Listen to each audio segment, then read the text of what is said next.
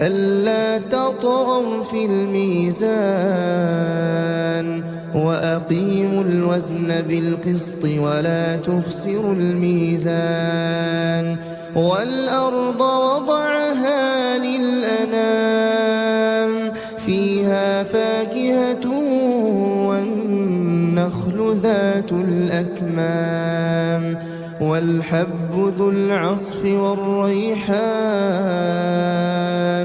فبأي آلاء ربكما تكذبان خلق الإنسان من صلصال كالفخار وخلق الجان